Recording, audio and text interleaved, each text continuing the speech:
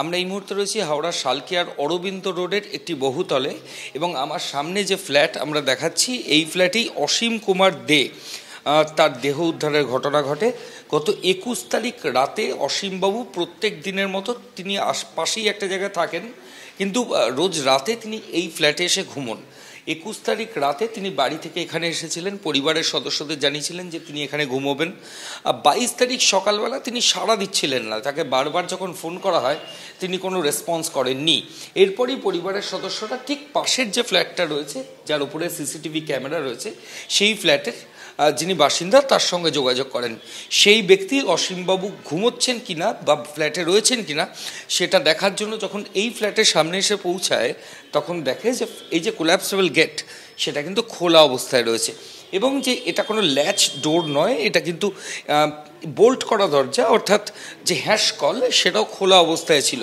এরপর পরিবারের সদস্যরা রিকোয়েস্ট করেন পাশের যিনি রয়েছেন তাকে যে ফ্ল্যাটের ভেতরে ঢোকার জন্য। তিনি ভেতরে ঢুকে দেখেন যে ডান দিকে একটা বেডরুম রয়েছে, সেই বেডরুমের মধ্যে অবিন্যস্ত অবস্থায় পোশাক রয়েছে। এই অসীম দে তিনি এই প্রৌঢ় তিনি কিন্তু অচৈতন্য অবস্থায় রয়েছেন। এরপরই পরিবারের সদস্যদের খবর দেওয়া হয়, পরিবারের সদস্যরা আসেন, পুলিশ আধিকারিকদের জানানো হয়, পুলিশ এসে দেহ পোস্টমর্টমের জন্য নিয়ে যায় এবং এই যে সিসিটিভি ক্যামেরার ফুটেজ সেটা পুলিশ আধিকারিকরা এক্সামিন করেন, পরিবারের সদস্যরাও দেখেন।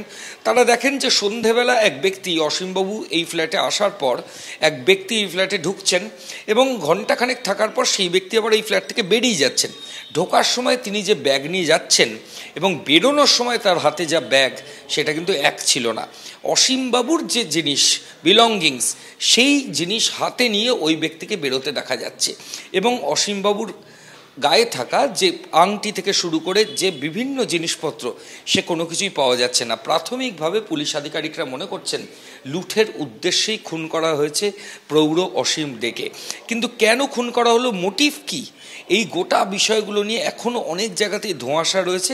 যে ব্যক্তিকে সিসিটিভি ফুটেজে আইডেন্টিফাই করেছেন তদন্তকারী আধিকারিকরা, তাকে এখনও পর্যন্ত গ্রেফতার করা সম্ভব হয়নি।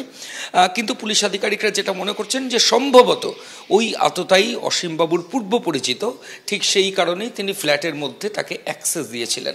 গোটা বিষয়টা গোলাবাড়ি থানার পুলিশ আধিকারিকরা তদন্ত শুরু করেছেন, খুনের মামলা রুজু হয়েছে।